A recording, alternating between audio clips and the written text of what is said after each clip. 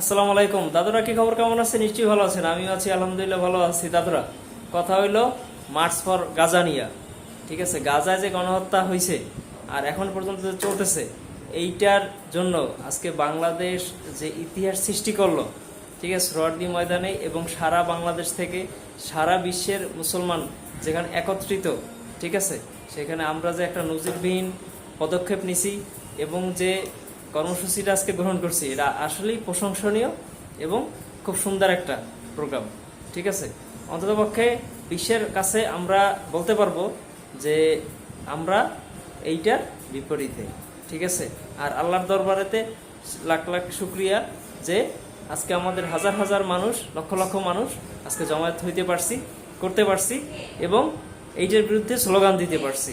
ঠিক আছে, গাজাবাসীরা যে কি কষ্টে আছে সেটা একবার যদি নিজের চোখ থেকে, কল্পনার চোখ থেকে চোখ বন্ধ করে দেখতে পারতেন, তাহলে বুঝতে পারতেন যে ওইটার ভিতরে মানুষজন কি পরিমাণে হাহাকার করতেছে। আমরা তো ঠিকই দিব্যি পানি খাইতেছি, ঘুমাইতে আসি, সকালে উঠতেছি, পরিবার পরিজন সবার সাথে আনন্দ সুখ কষ্টগুলো ভাগাভাগি করতেছি, কিন্তু তাদের ভাগাভাগি করার মতো আসলে সেই সুযোগটা নাই।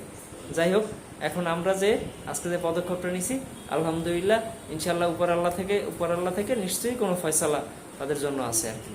আর সবচেয়ে বড় কথা হলো, বিগত দিনেও কিন্তু এই গাজাবাসীরাই কিন্তু এরকম যুদ্ধের ভিতরে তাদের দিন যাপন করছে, কিন্তু আমরা এরকম পথসভা, মিছিল, ঠিক আছে, কিংবা এত বড় একটা গণজমায়েত আমরা কিন্তু করতে পারিনি।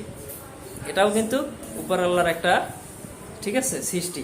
কেন বলছি? এই কারণে, কারণ বিগত কয়েকটা দিনে যে ধরনের বাংলাদেশের যে কার্যকলাপগুলো যে হয়েছে আর কি, ঠিক আছে, এখন বলতে গেলে একটা স্বাধীন, এবং এই স্বাধীনতার কারণেই কিন্তু এতগুলো মানুষ আমরা জমায়েত হইতে পারছি।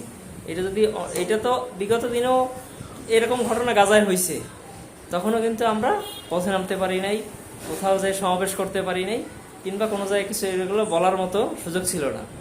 ঠিক আছে, তাহলে কি হইতো এটা কিন্তু আপনারা জনগণ খুব ভালো করেই জানেন।